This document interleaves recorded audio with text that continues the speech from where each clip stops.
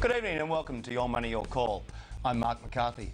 Tonight on the program we're talking all about shares and everything macroeconomic. If you have a question about shares, our phone lines are now open and you can call us on 1300 30 34 35, or if you prefer you can email us on yourmoney@skynews.com.au. Welcome to the program.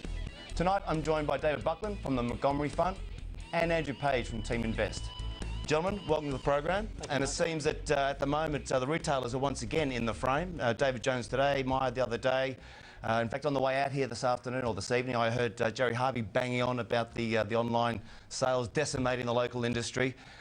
Dave, you look like you do a bit of shopping. Well, my wife certainly does. What's your take on this whole situation with the current retail outlook? I just think the business models are under pressure. Consumers in Australia have been under the pump for quite a long time, irrelevant of the fact that interest rates have come down quite a long way and will probably continue to fall. But what's happening is that the baby boomers are approaching retirement. They're saving because their returns on their investments are very low. And these relatively upmarket stores are basically yesterday's business model. And what's happening is that if you look at the online stocks, particularly, they are performing superbly. A lot of their announcements for the year to June 2013 were, year to June 2012 were excellent. Their outlook for the year to June 2013 were excellent. And I think the problem is that the likes of David Jones and Myer are really under the pump, and David Jones is now in a situation where they're looking at their 4 flagship stores which they own, which are worth about $610 million worth of value, and they're looking at ways to defend themselves from possibly private equity one day. And they may end up having to cut a deal with Westfield and actually physically sell those flagship stores, which would be very unfortunate. Yeah, absolutely. The bottom line is that they're competing globally, these companies. And if you go to a place like Jinjiang City in China, they produce several billion pairs of shoes a year. They produce running shoes for all the big global brands, and they produce them at something like $25 US a piece. And we're running down to our local retailer and paying tenfold that. So clearly there's an opportunity to get in the middle between the production at $25 and the supply in Australia at $200 or $250. And that's exactly what's happening. People are getting in the middle, particularly online retailers are getting in the middle, and the grass is being cut from these more traditional businesses. And it's pretty simple. Yeah, it is indeed. All right, let's go to our first caller, and we've got Robert from New South Wales on the line. Robert, are you there? Yes. Hi, fire away, please, mate. Silex. I'd be interested to hear what the panel have to say about it. They came out with a positive announcement today, which didn't do a lot. I've held the shares for quite some time, and I've ridden them up to $13, back to about $1.80, and back to about $4.50 or whatever they came to today.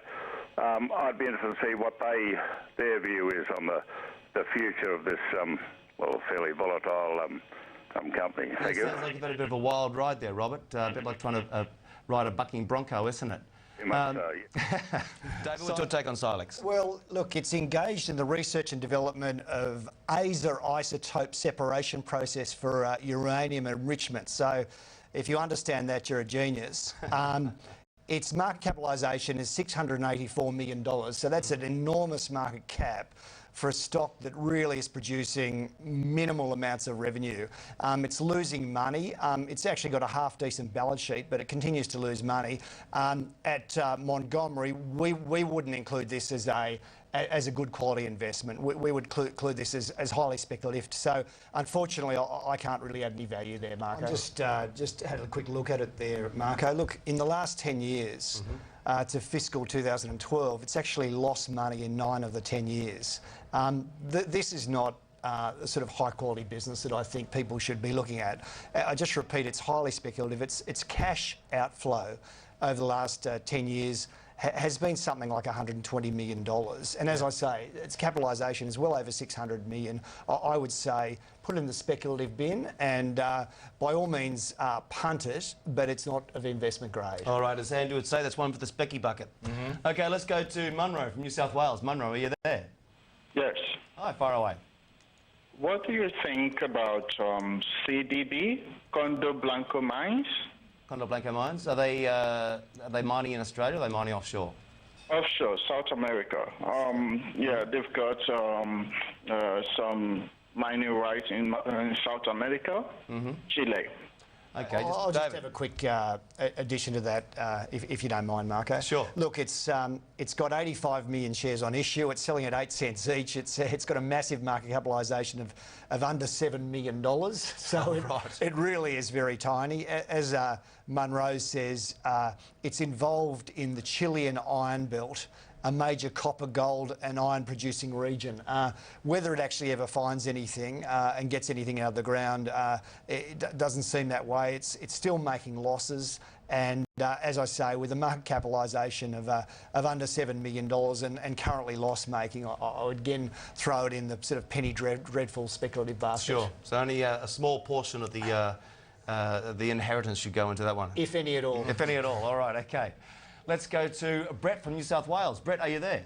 Yes, I am. How are you? I'm well, thanks. How are you? Welcome back. Good, thanks. That's all right. Mine's regarding a stock, Codan. Mm-hmm. They do minefield detection, navigation radios, and they sell a lot to the mining industry. Mm-hmm. But it's very hard to find information about this company in analyst reports.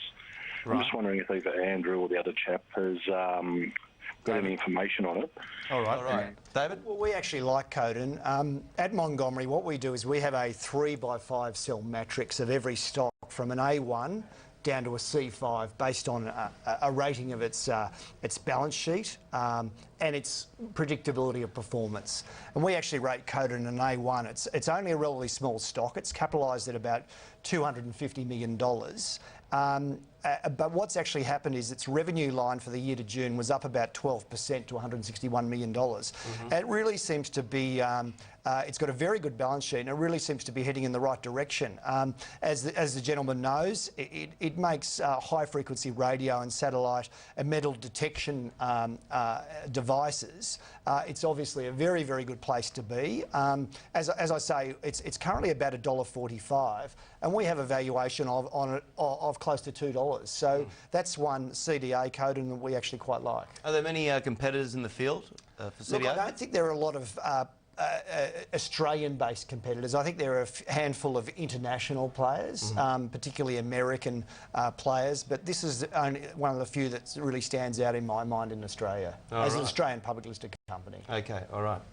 Well, we have to go to a break right now, but we will be back with more. Before we get to the break, though, it's time to start up the stock watch, and our first cab off the rank tonight is David. David, what are you watching? Your time starts now. The Montgomery Fund likes Webjet very much, WEB at under $4 per share.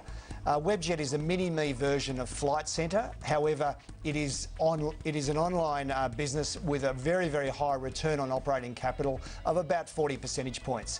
As its offshore operations become more successful, we think its valuation will increase quite dramatically over the next few years. Hit the time. 1. Welcome back to the program. Mark McCarthy with you tonight. Here to answer your share market questions are David Buckland from the Montgomery Fund and Andrew Page from Team Invest. If you have a question you'd like answered, please give us a call on 1300 30 34 35, or if you prefer, you can email us at yourmoney@skynews.com.au. Our first call after the break is John from Victoria. John, are you there? Yes, hi, thank you for taking my call. Just wondering if you could give me a technical and what you think of a stock called Tasman Resources, TAS. Tasman Resources, yeah. They're drilling with partnership with Rio Tinto, and they're next to the Olympic Dam over there, and they've just started drilling. I'm just wondering... What are they drilling for, John?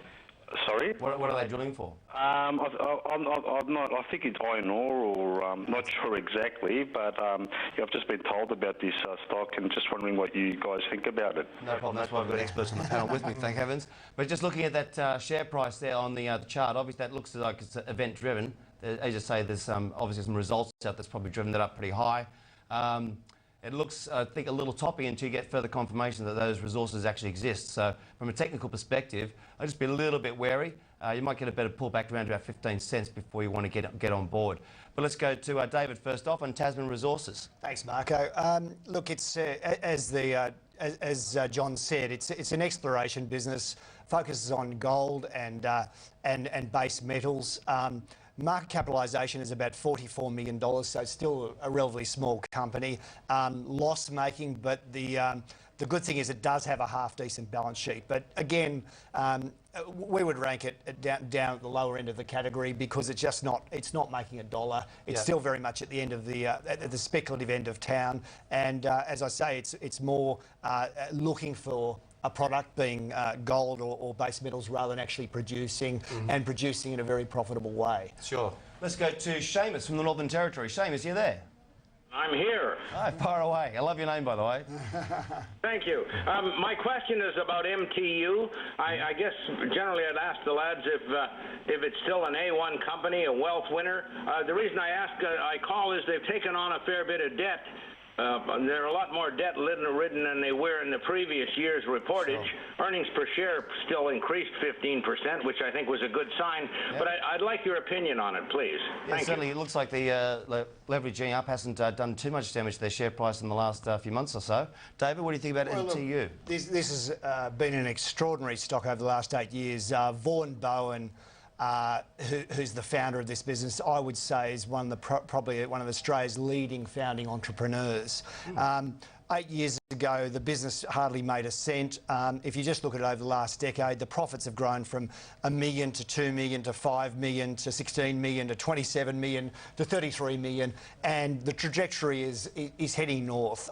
What these guys have achieved is quite extraordinary, but I must say that I am a little nervous, and what I'm nervous about is that they've recently made an acquisition of a business called Primus, and it's been a very, very large bite for them. And as Chris said, it's what it's actually done is it's meant that for the first time in M2's history, they've actually taken on an enormous amount of debt. They've had a big capital raising, and I believe, and at Montgomery, we believe that the return on this acquisition will see a decline in the return on equity that this business has had. And this business has generally generated a return on equity of about 30% or thereabouts. So is that 3-0 or 1-3? 3-0. Wow. So very, very high return on equity business. But what's actually happening is this acquisition, which they paid about $192 million for, will mean that the marginal return on equity of the new dollars spent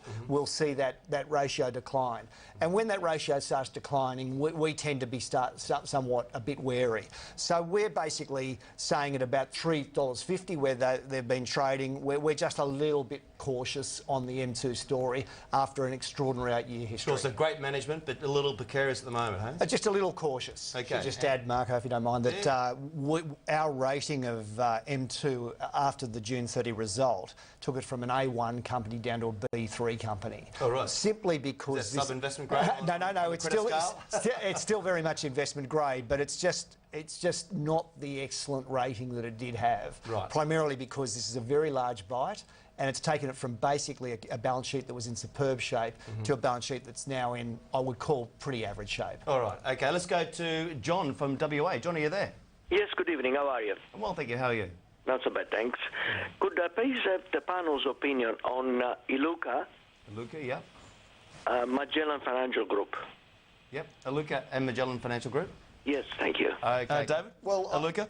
I mean, look, it's a major Australian player in the zircon, titanium, rutile and synthetic rutile market. So they're mineral sands. They're exceptionally volatile.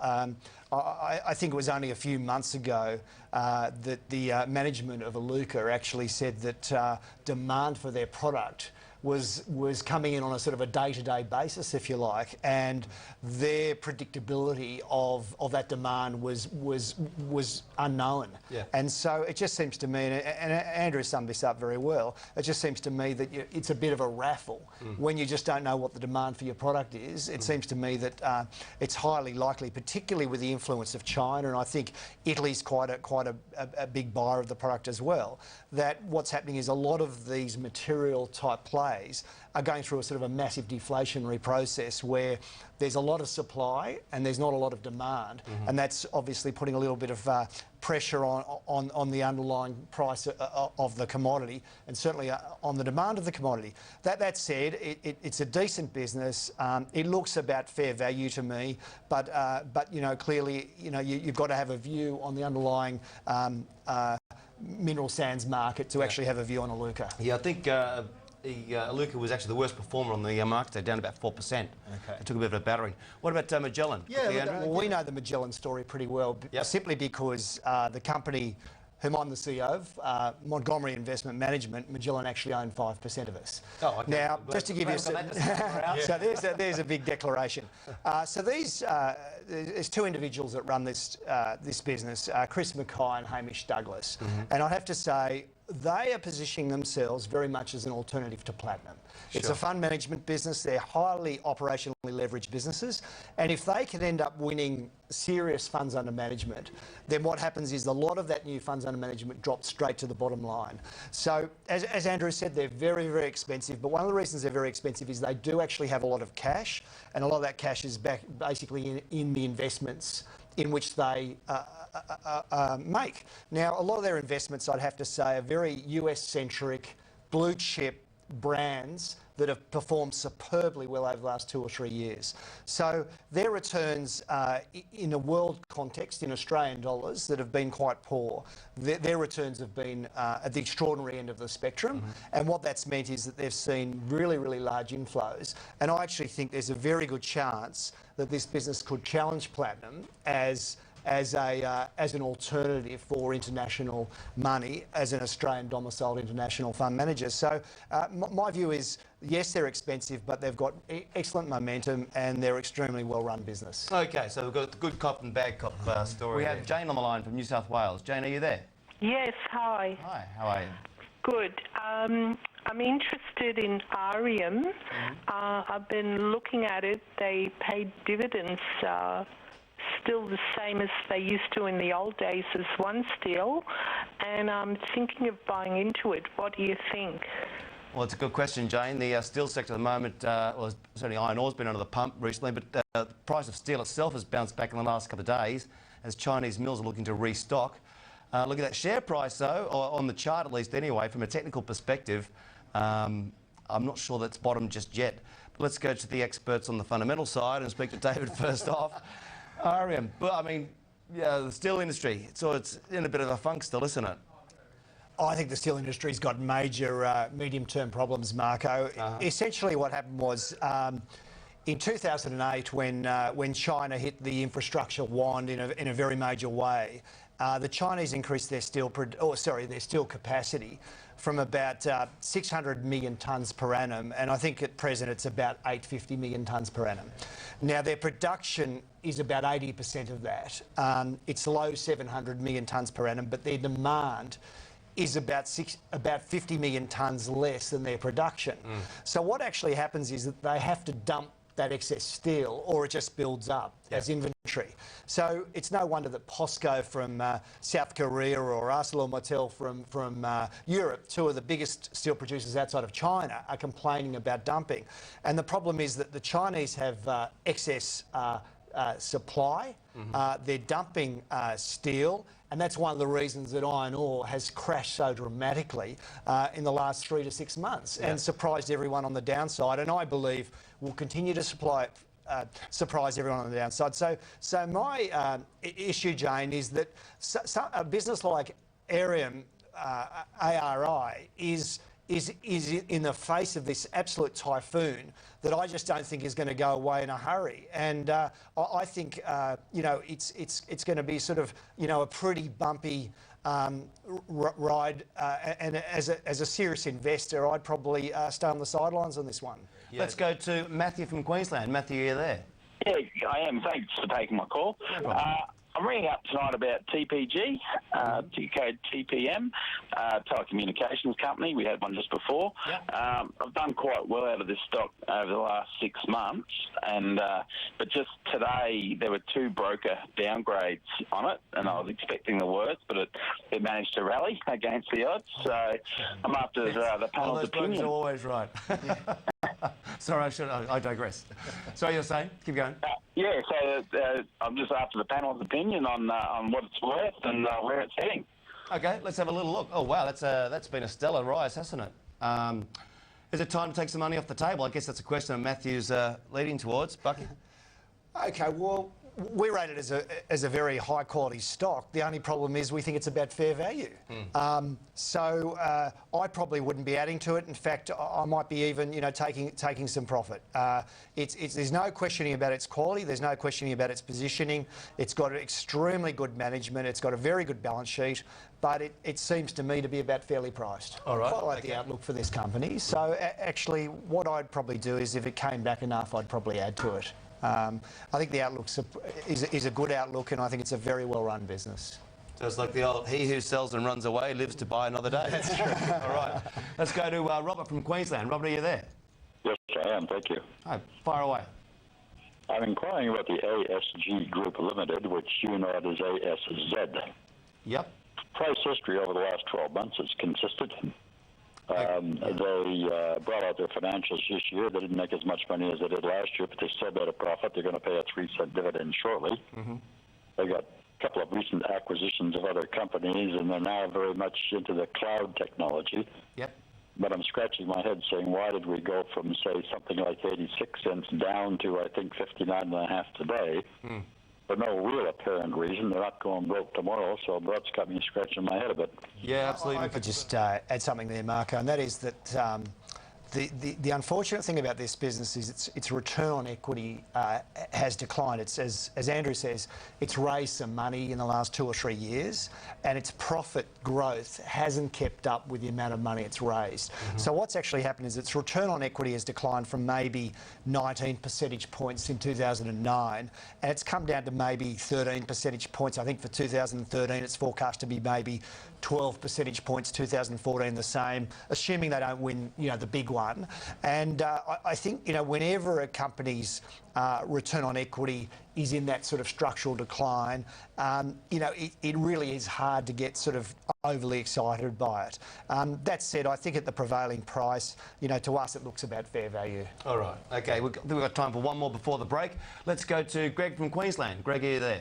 I am. I was just inquiring about Whitehaven Coal. I've held it for 8 or 9 years, and I paid 58 cents for it, so it's still in good shape personally for me, but it's been as high as around $7. It looks like Mr. Tinkler's definitely damaged it a lot, and obviously the coal price has come off.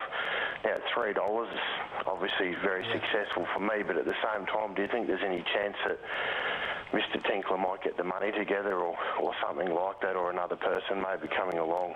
Well, it's a very good question. That chart doesn't look too rosy, though. David, let's go to you. What do you think about Whitehaven? Well, I don't think Mr. Tinkler will be able to get the money together for a takeover bid. I think the chances of that are very low.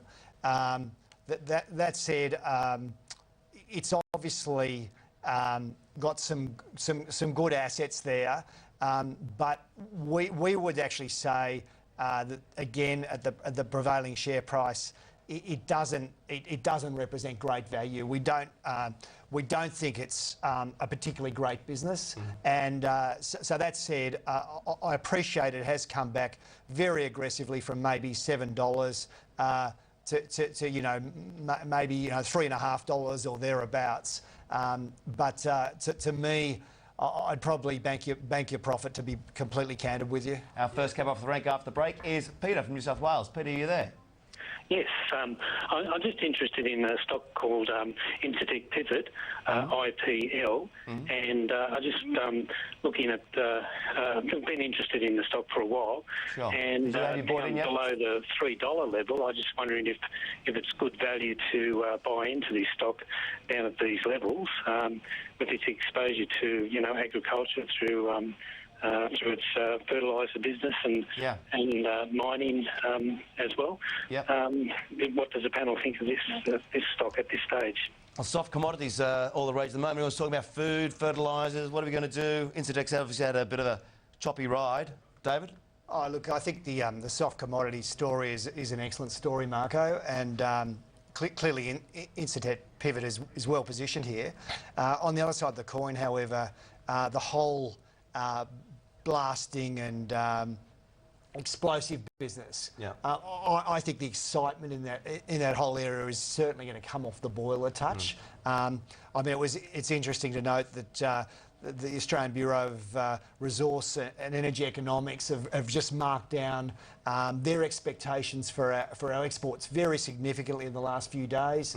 Martin Ferguson, the Minister for Resources, has done the same. He's poured cold water on things.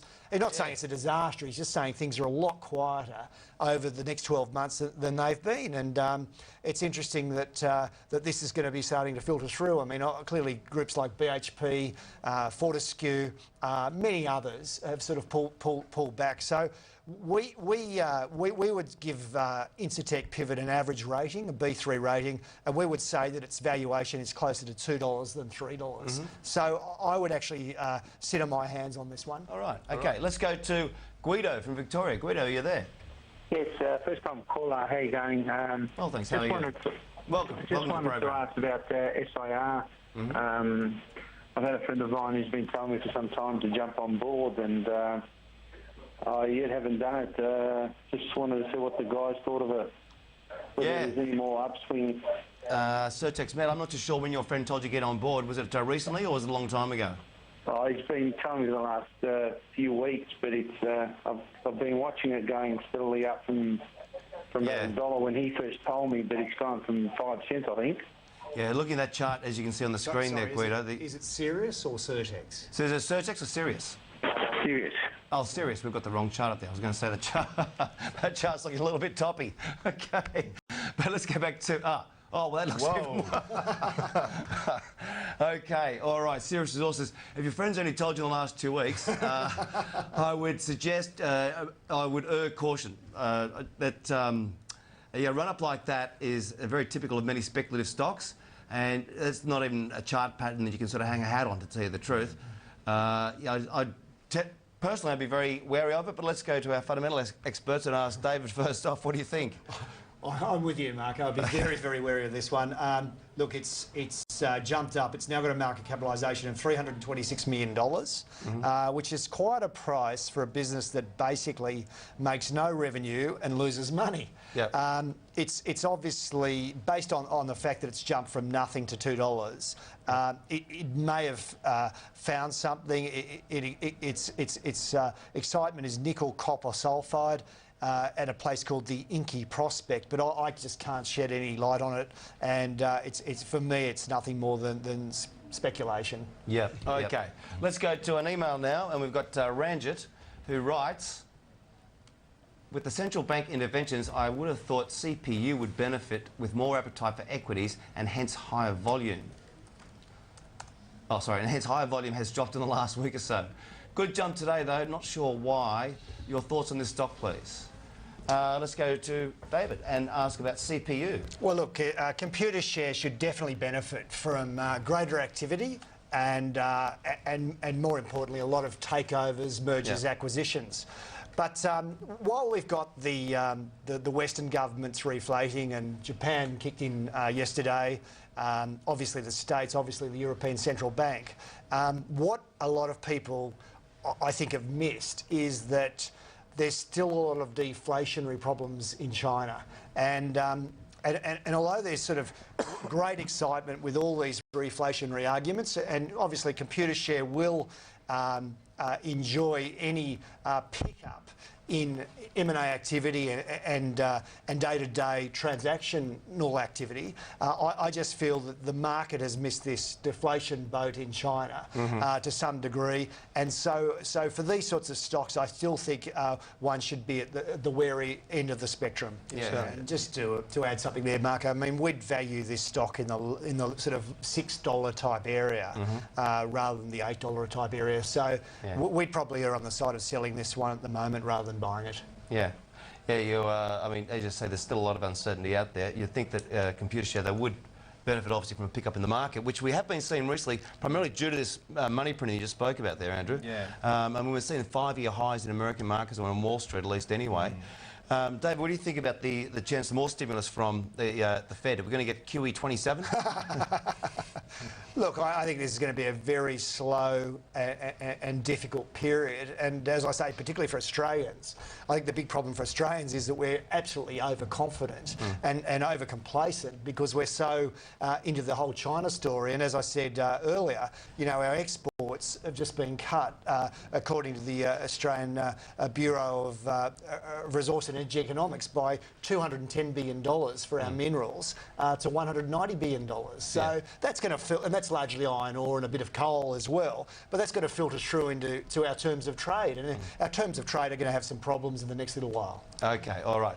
Well, that's all we have time for today. Thank you so much to our guest, David Buckland from the Montgomery Fund, and Andrew Page from Team Invest. And to you, our viewers, for all of your calls and emails. Until next time, I'm Mark McCarthy. The information featured in this program is general in nature and therefore should not be relied upon. Guests appearing on the program may have commercial arrangements with some of the companies mentioned. Before making any investment, insurance or financial planning decisions, you should consult a licensed professional who can advise whether your decision is appropriate for you.